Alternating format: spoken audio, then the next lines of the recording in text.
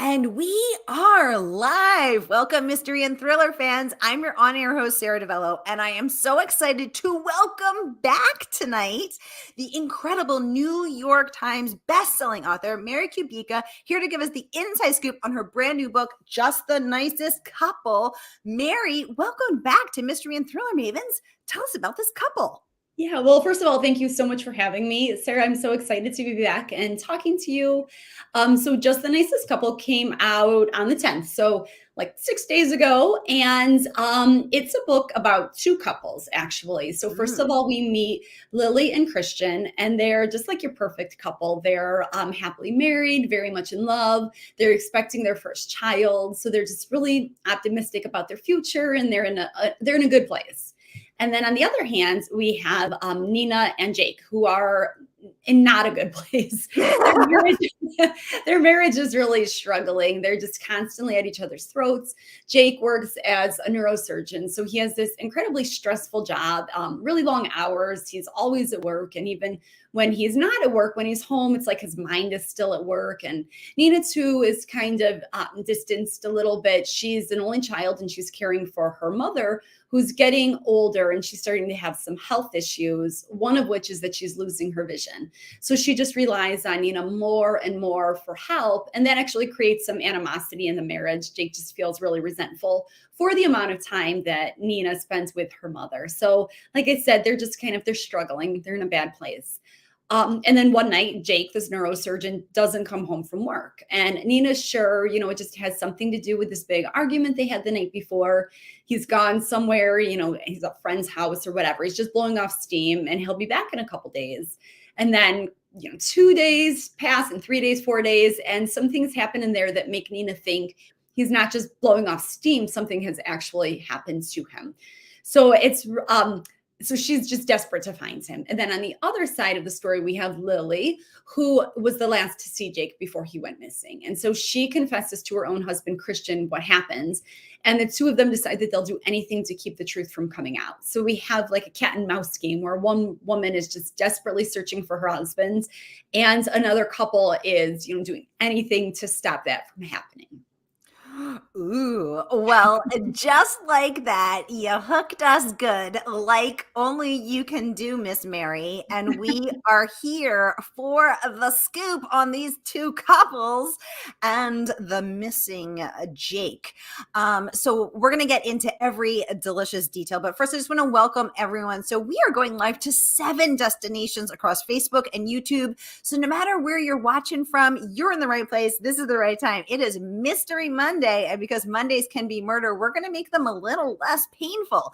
If you've been in here before, you know the drill. And if you're new, welcome, friends. We're so happy to have you. Here's the drill. Every Monday, I give you my handpicked featured authors, and you get to ask them anything. So ask this incredible New York Times bestselling author about her writing, about her characters, about these couples, about any murderous thoughts she may have. We got a lot to get into, so just get them going in the comments. We'll get them right in.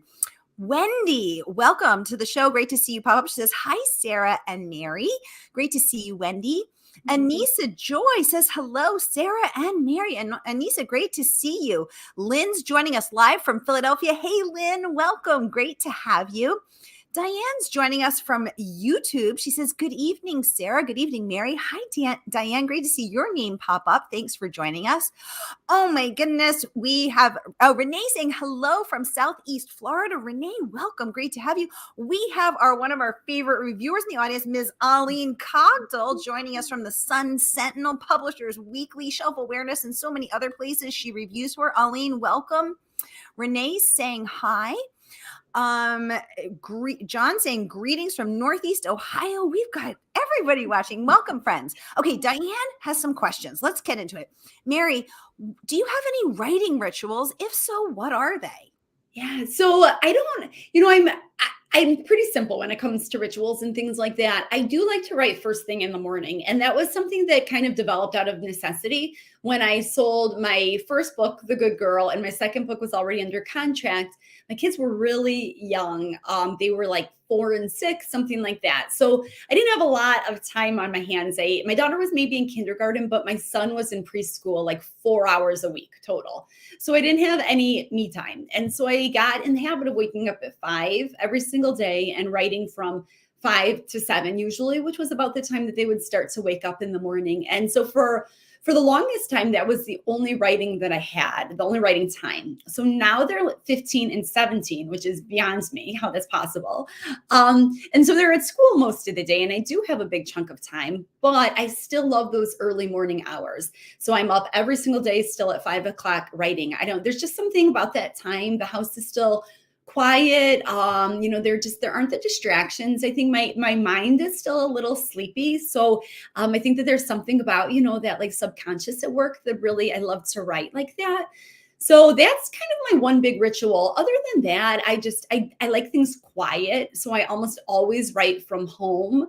I can, and I have written in coffee shops and things like that before, but my preference is really just to be at home, no music, no TV, no background noise, just where it's really quiet and I can focus on my characters. I love that, Mary. Diane, thanks for the great question. Mary, thanks for a sneak peek into your day writing there. I'm intrigued that you said the quiet, and also that your brain's not quite awake. I'm wondering if when you're in that state of not quite awake, anything that flows through you ever surprises you. I'm like, ooh, where'd that come from? Yeah, I mean, it always surprises me, I have to say, because I'm not a plotter. I just really, when I get up in the morning and I start writing, I really don't know what is going to transpire. I don't know, what my characters are going to do or say. And so I'm always surprised, and of course, what I write at 5 a.m. is never perfect. It needs a lot of revision. I have to come back to it, and revise and layer and things like that. But I just love kind of like the spontaneity of not knowing what is going to happen. And I love so much what I do. So it's really a treat to think at night when I go to bed, that I get to wake up in the morning and get back to my story and my characters. Oh, I love that you look forward to seeing Yeah. them. You miss them. Yeah. And you look forward to seeing them. I absolutely love that. Thank you for sharing it. Wendy saying 5 a.m. is the best. It's her favorite time as well. Diane saying thank you for answering her question. Diane, thanks for the great question. Oh my goodness, we have so many great questions coming in, and we're going to get to every single one of them. We have a mystery user from Franklin, Tennessee joining us. Hi, friend. Thanks for tuning in. Anissa would like to know, Mary, do you start with your characters, your setting, or your plot? Has this been the same for all of your books? And she loved meeting you in person last week. Yay. Oh, I love meeting you in person too. We met at Nicest Booksellers in Greenville, South Carolina, which was so awesome. And it's so fun, like I love social media for this reason, because Anissa and I have connected many times on social media, but it was the first time actually meeting in person. So that was totally a treat. So I start with, I guess I would say plot. But it's not developed. It's more just, that tiny seed of an idea. I usually think of it as like a problem that needs to be solved. And that's usually all that I have when I start my book. So in the case of just The Nicest Couple, it was this missing man. That was all I knew. And I knew that I wanted to explore a missing man, just because I feel like there are so many books, my own included, about missing women and, missing wives. And I thought, what if we kind of flip that script a little bit and explore what happens if a man goes missing? So that was where I started. And like I said, I didn't have any of it really figured out. I had no idea what my twist was going to be.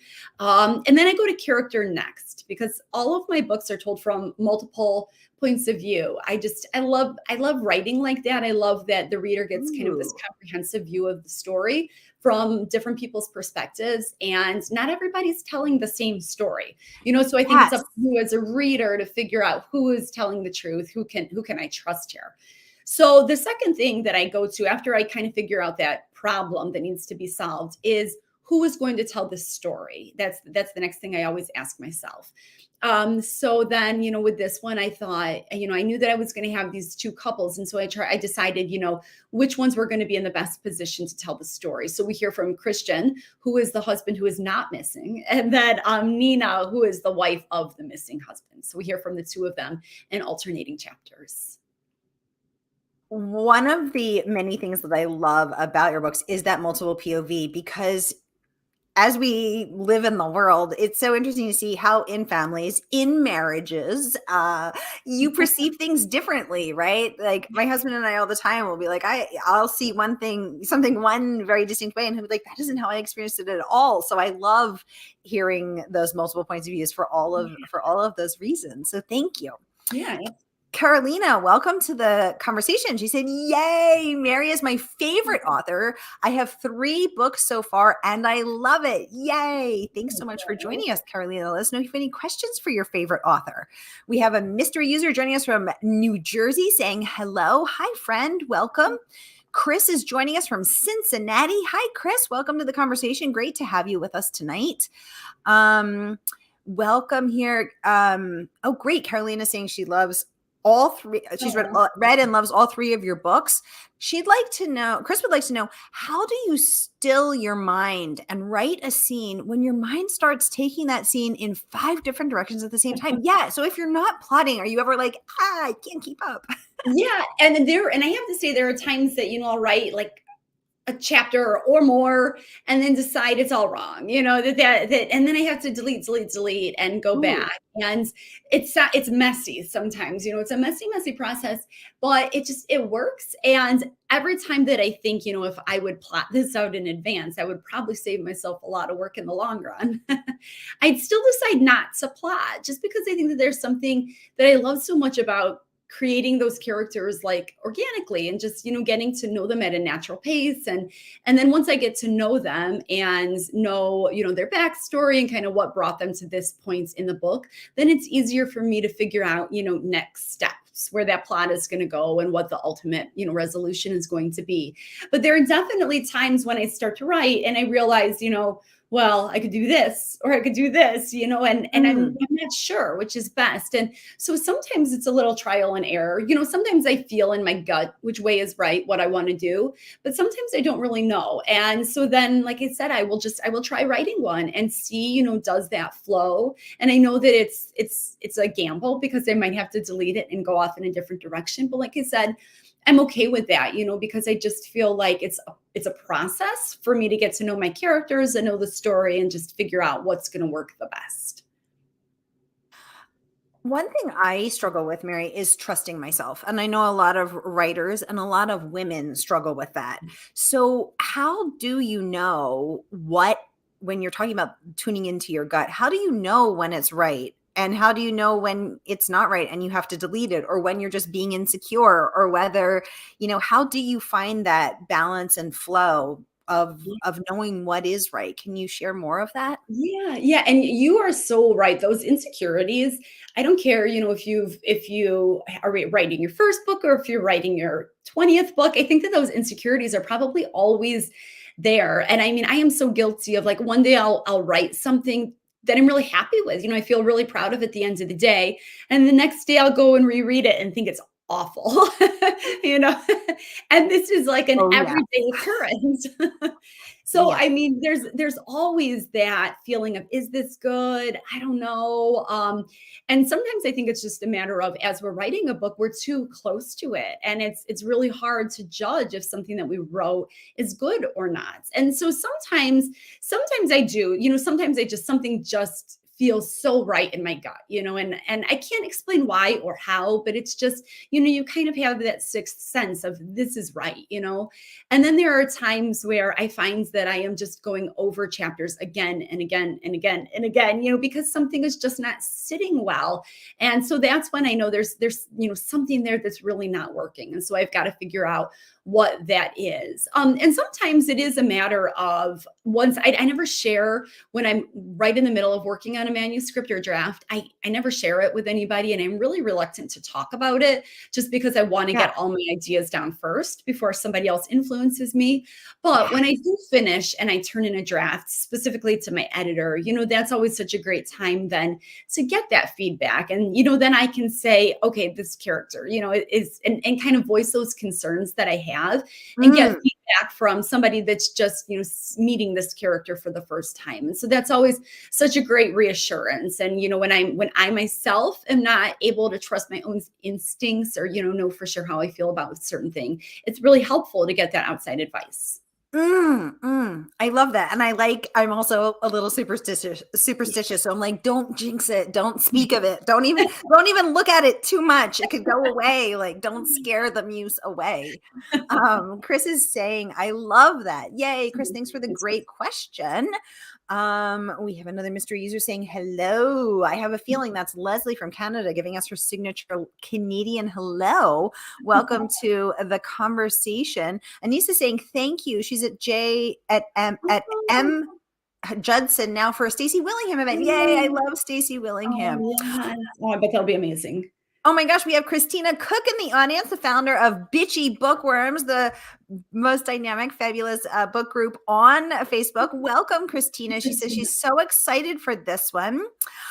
Susan, welcome to the conversation, saying hello from Denver, Colorado. We have a mystery user from Dallas, Fort Worth, Texas. Welcome to the conversation. So great to have you.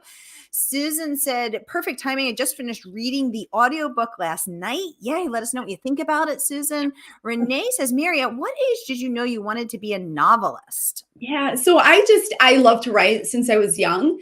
It was just one of those things, whenever I had some free time, I would write, start writing something. I was probably like middle school-ish, I would say, when I really started writing. But at the time, it was always something that was just deeply personal. I would write for myself, and I would, just, I don't know. I think that it was kind of an outlet for me, to kind of create these like quote unquote fictional characters and live vicariously through them. And they were maybe like me, but more outgoing, more adventurous. And so I knew that I loved writing, but actually knowing that I wanted to be a novelist, that I wanted to actually put my books out there for other people to read, came much later. And I was actually a high school history teacher for a number of years. And while I was teaching, I would come home in the evening or on the weekends or summer break or whatever, I was always writing. But it wasn't until I started writing my first published, finished book, The Good Girl, that I kind of felt that sense that I wanted to try and do something with this book, see if I could get it published.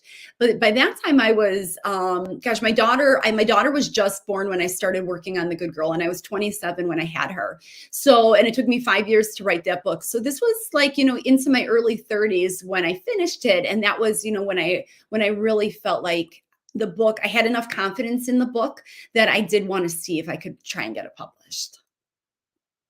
So 5 years from the time you're 27. Okay, on. Great. Yes. Very cool to know that lifelong love of writing finally took the plunge. Renee, thanks for the great question. Diane would like to know, do you write by hand or use Scrivener, Microsoft Word, some other software? How do you do it? So I just use Microsoft Word. I know I've never tried Scrivener. I know people love it. They swear by it, but do you?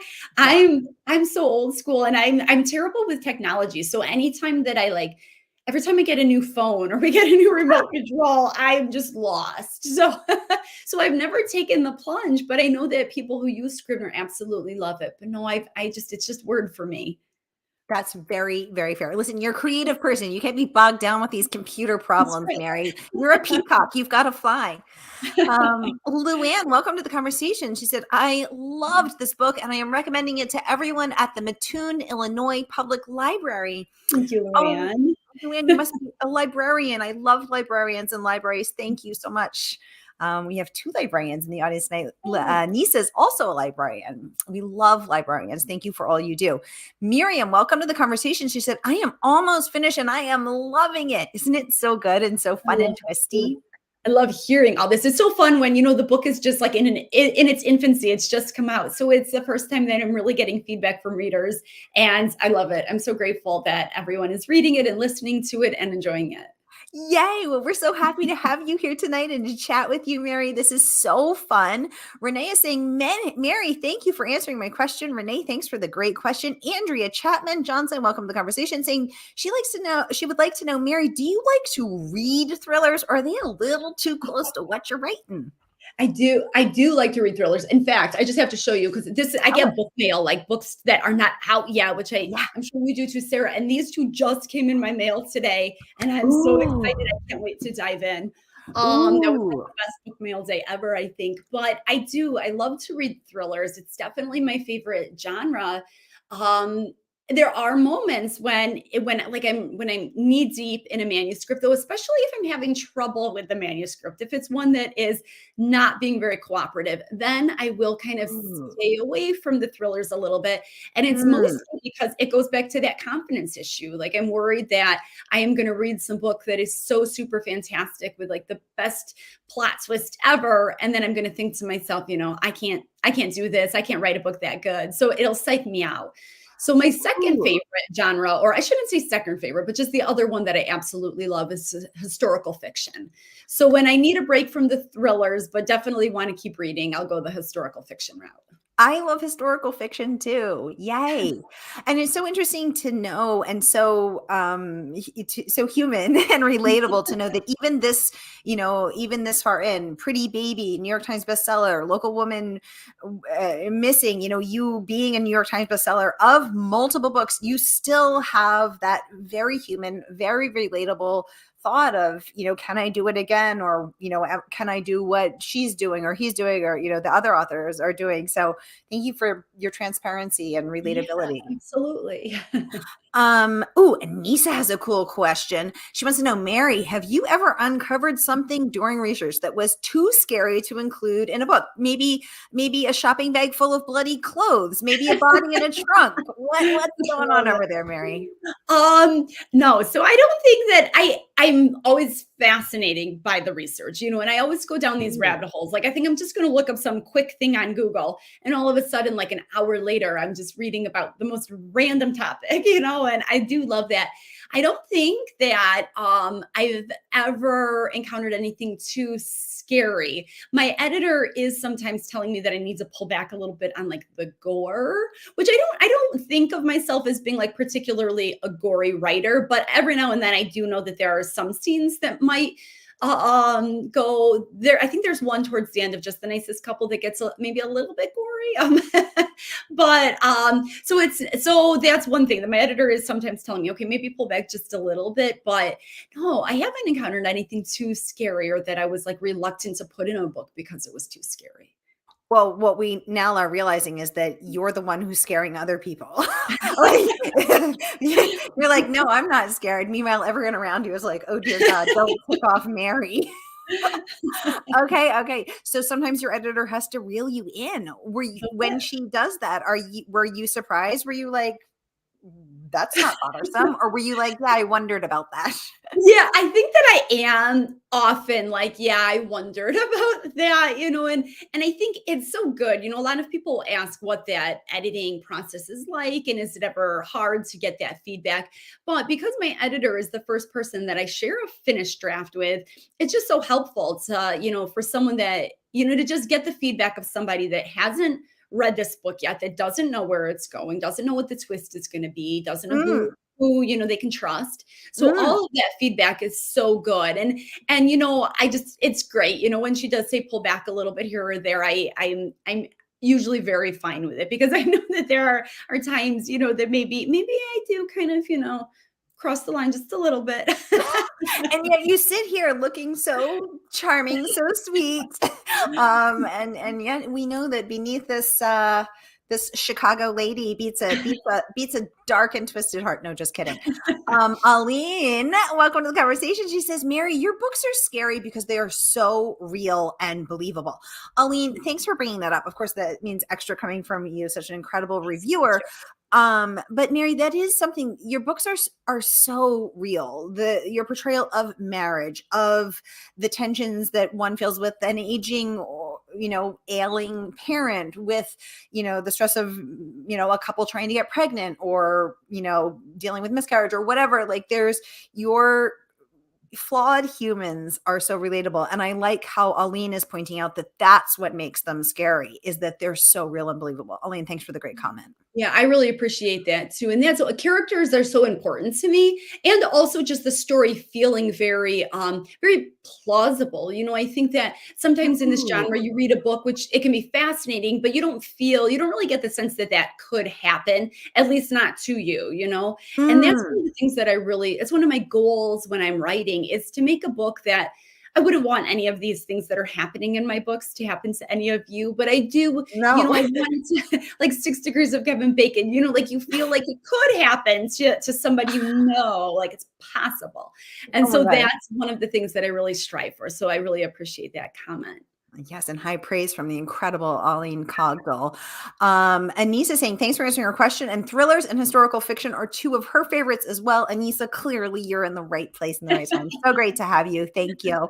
Diane has a great question. Diane, I'm going to get right over to that. Catherine, welcome to the conversation. She'd like to know, when you are researching and discover too much for what you're currently writing, have you ever kept it and used for books later on?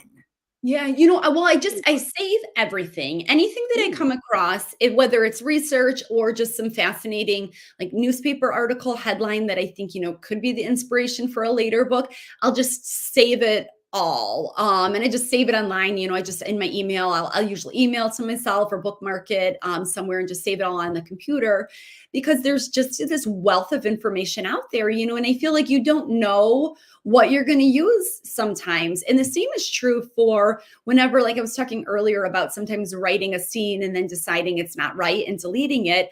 I save all of that too, because you never know. I mean, it may not be the whole scene, but it might even come down to a couple sentences that I remember, when I'm writing a later book and think I could use that here, and I'll go back and I'll pull it.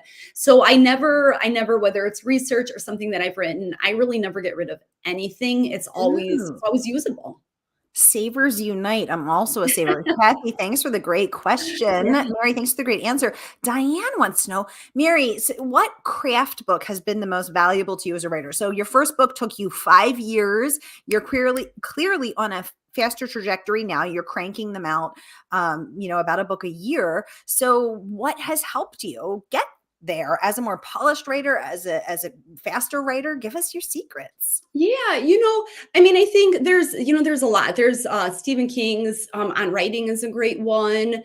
I think, gosh, I feel like I've read a number of craft books, but I feel like the thing that has just been the most beneficial to me is writing, and I think that it's one of those things that you do get better the more you do it. And I feel like before I wrote The Good Girl, I sort of had like a very different style. And, and it was just a trial and error, writing things and figuring out what works and what doesn't work for you as a writer, and then adapting your writing and, finding what works for you. That has kind of been the most beneficial. And then the other thing that's been incredibly beneficial for me is sharing my work with others and getting feedback, which I'll admit when I was first getting started, before I found an editor and all that, I was reluctant to do. I was nervous. I didn't know, what other people would think of my work, but it's just so incredibly helpful to get feedback from others. And then as a writer, you kind of have to pick and choose what feedback you're going to use because it's so subjective. You could share your writing with 10 people and they would give you 10 Yes. different pieces of advice. But I Yes. just think that getting that input is super helpful. So while I have read books on, the craft of writing, I just feel like the thing that has helped me grow the most is writing and just, practicing those skills and reading widely in the genre to see how other authors do things and what, as a reader, I like about their style. Mary, I love that you said that because I think that there's such a mystique around writing and around all creative endeavors. And it can sort of take on a life of its own where it's like, well, you've got to get an MFA and then you've got to be workshopping it. And then you've got to be taking this class and that class. And of course, classes are great, but we can also hold ourselves back from just plunging in and doing the darn thing. And I like that you're, sharing from the front lines that that just doing it has been the most helpful thing, and not just reading about doing it. Right, right. And I Really know that, relatable. Yeah. it can be hard to take that plunge. I feel Yeah. like to just do it. And I think that a lot of times people feel like they have to have a book fully thought out before they start, or Mm. that first drafts have to be really well done. And they don't. First drafts for most writers are super messy. And a lot of times, like me, we don't really know where we're going with our books, but we just kind of figure it out as we write. So I think that when you take some of those pressures off of yourself as a writer, it can make that first draft a little less daunting. I am finding this very reassuring and very relatable. Thank you. Loving. Okay, Barbara, welcome to the conversation. Saying hello from San Diego. Hi, Barbara. Welcome to the conversation. Great to have you here tonight. Y'all, I want to remind you, this book has been out 6 days. It has not even been out for a week, and it is already earning all of this amazing praise, which I'm going to start to share now. But I want to remind you to grab your copy tonight from our favorite woman-owned independent bookstore, Murder by the Book. So no matter where you're watching from, here is the link. Click and order, and the good folks at Murder by the Book will send you out your copy of Just the Nicest Couple. They'll send it out tomorrow, and you too can immerse yourself in the world of these two couples, Lily and Christian, and Nina and Jake, and you can read all about how Jake goes missing and turns their worlds upside down. So here is the link. Click and order. And then, as always, all of the good tea is spilled over in the Facebook group. That's where we continue the conversation about the books that we're reading. So come on over and join the Mystery and Thriller Mavens group. It is free and open to all. So here's that link as well. Come on over and keep chatting with us. Mary, I want to thank you so much for coming on tonight and for giving us the scoop, giving us all the answers. Before we wrap up, I want to share some of the incredible praise that your book has earned. Oh, Aline is saying that Murder by the Book is absolutely the best bookstore. I totally agree, Aline. It's such a pleasure to be in collaboration with them. Our partnership is a year and a half old, and we're coming up on our 2-year anniversary this summer. I can't wait. It's been such a pleasure to partner with them. Laura Dave, who is the New York Times the number 1 New York Times bestselling author of The Last Thing He Told Me, has some wonderful words to say. So I want to pop them up. She says it grabs you on the first page and doesn't let go until you reach the end. A riveting tale about marriage, trust, and secrets. Absolutely. Wendy is saying, thank you so much for hosting. And Mary, thank you for sharing. Thanks, Wendy. So great to have you. Renee is saying thank you as well. So great to have you, Renee. And Laura Dave is not the only one. Sally Hepworth, one of my favorite people and writers, saying just the nicest couple is Mary at her twisty, mysterious best. Every character brims with secrets. Every page holds a surprise. It's entirely unputdownable, and everything a reader is looking for in their next read. Yay! I'm going to post the rest of the reviews as well. Diane saying thank you so much, Mary. Thank you, Sarah. Thank you, Diane, for joining us. Mary, thanks so much for coming back. It's been a pleasure to host you again. And I cannot wait to host you when your next book is out as well. Thanks for joining us. Well, thank you for having me. And thank you to everyone who joined us tonight, and for all the great comments and questions. Yay. All right, y'all. I'll be back at the top of the hour with Deshaun Charles Winslow here to give us the inside scoop on his book, Decent People. So grab a snack, grab a drink, and I'll see you at the top of the hour.